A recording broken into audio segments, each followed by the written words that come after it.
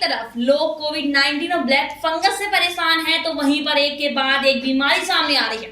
तो इस बीमारी के मसले के बाद ये ब्लैकमेलिंग का मसला भी लगातार बढ़ता ही जा रहा है। तो आखिर किस जगह पे फिर हुई है ब्लैकमेलिंग और कितने प्रतिशत और भी बढ़ गए हैं ऐसे केसेस, तो बताने जा रहे हैं आपको। तो मैं हूं आरोही और आप देख रहे हैं लाइव इंडिया 24/7।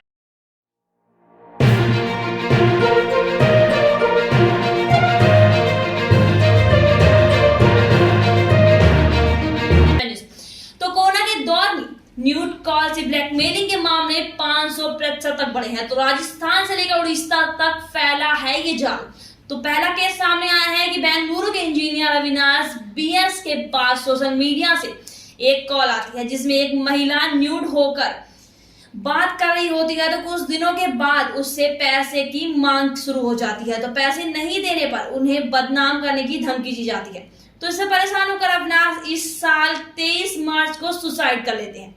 तो वहीं पर दूसरा केस सामने आया है कि उत्तर प्रदेश में रामपुर के भाजपा नेता के पास इस साल 22 अप्रैल को इसी तरह का अश्लील कॉल आता है और फिर उनसे भी पैसे की मांग शुरू हो जाती है। पैसे ना देने पर वीडियो वायरल करने की धमकी दी जाती है। तो वे 24 मई को हिम्मत करके पुलिस से इसकी शिकायत करते हैं और पूरा मामला सामने आता है। तो दोनों केस में एक कॉल कॉमन है, जो सोशल मीडिया पर अश्लील कॉल कर रही किसी व्यक्ति का आपत्तिजनक स्थिति में वीडियो बना लिया जाता है और फिर उसे ब्लैकमेल कर पैसे वसूले जाते हैं। पुलिस इस तरह के साइबर अपराध के सेक्सट्रॉफन का नाम देती है। तो वहीं पर सेक्सट्रॉफन यानी कि सेक्स संबंधी किसी वीडियो या चैट के जरिए पैसे वसूल करना।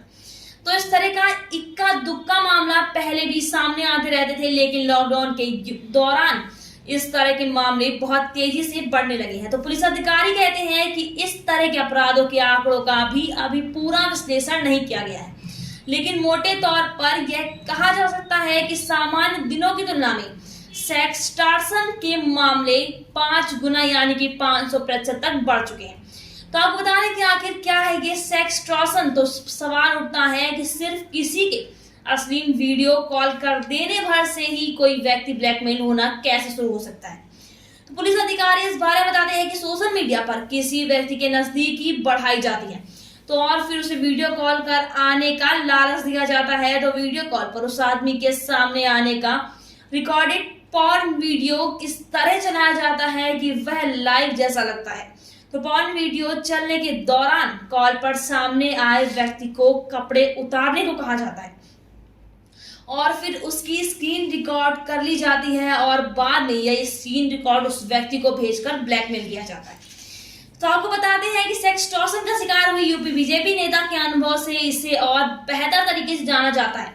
तो आपको बता दें कि मेरी फेसबुक प्रोफाइल में एक महिला जुड़ी थी। उसने मुझे एक लड़की उसने 1-2 दिन मुझसे मैसेंजर पर इस तरह की चैट की कि मैं वीडियो कॉल पर आने को तैयार हो गया। तो एक दिन रात 11 बजे के आसपास लड़की ने न्यूड वीडियो कॉल किया, उसमें मेरा वीडियो रिकॉर्ड कर लिया। फिर 2 दिन बाद मुझसे पैसे मांगे जाने लगे। तो आपको बता दें कि पहले उन्होंने 20,000 रुपए मांगे। मैंने सोचा 20,000 की तो बात है, दे देता हूँ। फिर मुझे लगा कि एक बार पैसे दे दिए तो ये आगे भी ब्लैकमेल करते रहेंगे, इसलिए अगली कॉल आने पर मैंने पुलिस को सूचना कर दी। तो पुलिस को सूचना देने के बाद ही ब्लैकमेलर्स के पैसे मांगना छोड़ दिया है। तो आप बता दें कि दिल्ली पुलिस क्राइम ब्रांच का फर्जी अधिकारी बनकर फोन किया करता था और मुझे धमका देता था। तो इसके अलावा भी पैसे ना देने पर ब्लैकमेलर्स ने कहा है कि उनका वीडियो यूट्यूब पर डाल दिया जाएगा। तो मुझे क्या लगता है कि अगर वीडियो हटवाना चाहते हैं तो यूट्यूब कस्टमर केयर पर बात कर ले और एक नंबर भी दिया गया है जिस पर कॉल करने पर कहा गया था कि अगर वीडियो हटवाना चाहते हैं तो यूट्यूब के प्रोसेसिंग फीस देनी पड़ेगी। तो बताते हैं कि बदनामी के डर से 90% मामले सामने ही नहीं आते हैं। तो बीजेपी भाजपा नेता की ब्लैकमेलिंग के मामले की जांच कर रहे रामपुर की पुलिस इंस्पेक्टर ब्रजेंद्र सिंह बताते हैं कि जब हमने अपराधियों को पकड़ा तो उनसे हमें कई ऐसे लोगों की जानकारी मिली जिन्होंने अपराधियों को पैसा चुका दिया है, लेकिन उन पीड़ितों के वीडियो इनके फोन में अभी भी हैं। तो अगर ये ना पकड़े जाते तो फिर यह लोग कभी भी उनको ब्लैकमेल करना शुरू कर देते। तो भाजपा नेता ने समय पर पुलिस को सूचना दे दी। ऐसे में उनकी कॉल ट्रेस करके अपराधियों को गिरफ्तार कर लिया गया है। लेकिन ऐसे 90% मामले में, जी हाँ 90% मामले में पीड़ित पुलिस के सामने ही नहीं आते हैं।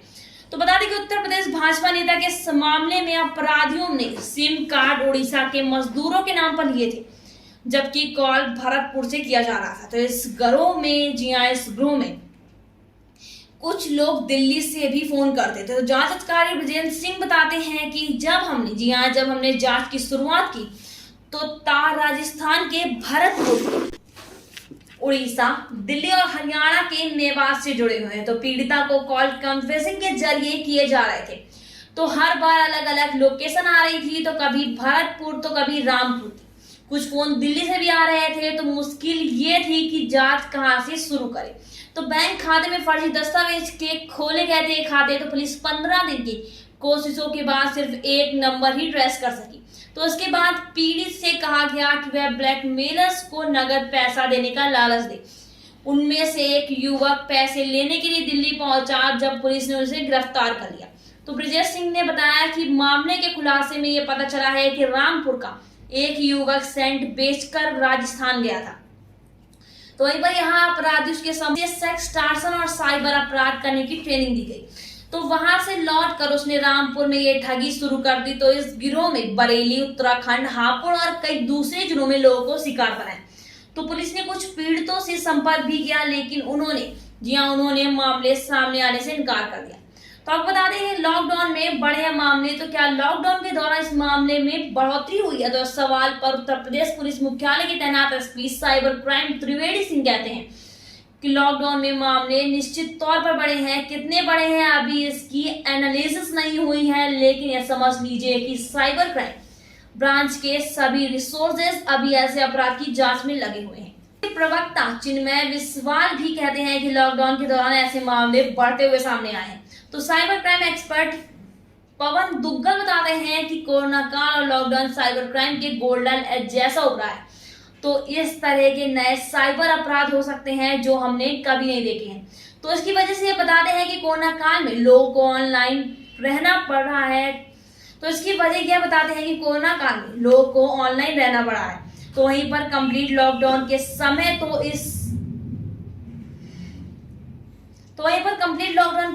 तो हम सब ने 24 घंटे डाटा इस्तेमाल किया। तो इस डाटा का इस्तेमाल अपराध करने के लिए भी किया गया है। तो आपको बताते हैं कि ट्रेस, जी हाँ यूपी और दिल्ली पुलिस दोनों के अधिकारी मानते हैं कि भरतपुर और मेवात इस अपराध के गढ़ नजर आ रहे हैं। तो यही यूपी पुलिस के साइबर शाखा के एक अधिकारी बताते हैं कि यह धंधा कुटीर उद्योग की तरह चलाया जा रहा है कि हजारों युवक इससे जुड़े हुए हैं। तो वहीं पर गिरोह युवकों को अपराध करने की ट्रेनिंग भी दी जा रही है। तो इसमें से अधिकतम कम पढ़े लिखे लोग हैं जो गांव में ऑपरेट करते हैं। तो वहीं पर साइबर विशेषज्ञ पवन दुग्गल कहते हैं कि सेक्स टार्सन अब एक कॉटेज इंडस्ट्री बन गया है। पहले विदेशों से इस तरह के अपराध होते थे, लेकिन अब यह कस्बों की ओर भी शिफ्ट हो चुका है। तो वहीं पर कोरोना काल में लोगों की नौकरी जा चुकी है। तो ऐसे में बहुत से लोग साइबर अपराध और सेक्स टॉर्सन की तरफ बढ़ रहे हैं, क्योंकि इससे उन्हें एजी मनी मिलती रहती है। तो वहीं पर पुलिस अधिकारी मानते हैं कि यह धंधा कई परतों में चलाया जाता है। तो वहीं पर फर्जी दस्तावेज से खाते खोलने वाले लोग अलग होते हैं।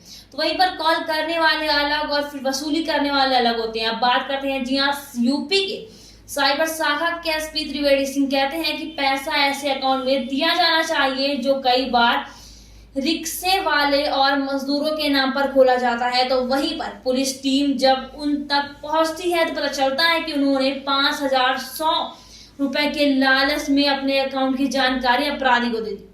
तो कुछ को तो पता ही नहीं होता कि उनका अकाउंट इस्तेमाल किया जा रहा है। तो अपराधी ट्रांजैक्शन होते ही एक अकाउंट से दूसरे अकाउंट में पैसा ट्रांसफर कर लेता है, फिर वॉलेट में पैसा पहुंच जाता है और ये एक तरह से ट्रांजैक्शन के मल्टी लेयरिंग कर देते हैं, ताकि आखिर में पैसा कहाँ गया ये पता ही ना चल पाए। तो वहीं पर दिल्ली पुलिस के अधिकारी बताते हैं कि अकाउंट खोले में झारखंड, छत्तीसगढ़, उड़ीसा के रिमोट एरिया के लोगों को इस्तेमाल किया गया है, जहां पुलिस आसानी से ना पहुंच सके। जी हाँ, बताया जा रहा है कि इस सवाल पर सुप्रीम कोर्ट के वकील और साइबर विशेषज्ञ विराग गुप्ता कहते हैं कि इस तरह के रैकेट में फर्जी आधार कार्ड बनाए जाते हैं। तो इसमें आधार पर फर्जी तरीके से सिम कार्ड लिए जाते हैं और फिर फर्जी बैंक अकाउंट खोला जाता है और सोशल मीडिया प्रोफाइल बना लिए जाते हैं। इसका मतलब ये है कि पुलिस प्रशासन और नेटवर्क सभी अपनी अपनी जवाबदेही में विफल रह जाता है, क्योंकि नीचे से लेकर ऊपर तक फर्जीवाड़ा है तो बेरोक टोक चल रहा है। तो वहीं पर पवन गुग्गल का कहना है कि साइबर एविडेंस कैसे कलेक्ट किया जाता है, तो डाटा को कैसे प्रोसेस किया जाता है, डाटा को कहां से उठाया जाता है, ये ऐसी बुनियादी बातें हैं जो अब हर पुलिसकर्मियों को सिखाने की जरूरत है, लेकिन अभी तक ऐसा नहीं हो सका है। तो वहीं पर इसका पहला स्टेप है कि साइबर एक्सपर्ट पवन गुग्गल बताते हैं कि सबसे पहले उस अकाउंट का लिंक या फिर नंबर सेव करे, क्योंकि इसकी मदद से पुलिस उस आईपी एड्रेस तक पहुंच सकती है जहां से ब्लैकमेलर्स ऑपरेट कर रहे हैं। तो वहीं पर दूसरा स्टेप है कि यूपी में पुलिस की साइबर शाखा की एसपी त्रिवेदी सिंह कहते हैं कि सेक्स टार्सन का शिकार होने पर तुरंत लोकल साइबर सेल और नजदीक के थाने में शिकायत दर्ज कराएं। ऐसे मामले में शिकायत करने वालों की पहचान पूरी तरह से गोपनीय रखी जाती है, तो ब्लैकमेलर्स नंबर बदल कर फोन करते हैं। तो वहीं पर इन सभी की पूरी जानकारी पुलिस को देनी चाहिए। और तीसरा और अंतिम स्टेप है कि सुप्रीम कोर्ट के वकील विराग गुप्ता कहते हैं कि कई बार पुलिस पीड़ित से ही सवाल जवाब करती है, तो ऐसे सवालों से परेशान नहीं हो, आपकी एफआईआर दर्ज कराने पर जोर दें। ऐसे मामले में आईटी एक्ट, धोखाधड़ी धारा 420 और आईपीसी के कुछ अन्य धाराओं में मुकदमा दर्ज किया जाता है। तो पुलिस से एफआईआर की कॉपी जरूर ले। अगर पुलिस की कार्रवाई में जरा सी भी ढील लगे तो तुरंत ही वकील की मदद ले। तो ये थी लेटेस्ट खबर। इस तरह की खबरों के लिए बने रहिए हमारे साथ और देखते रहिए लाइव इंडिया 24/7 न्यूज। धन्यवाद।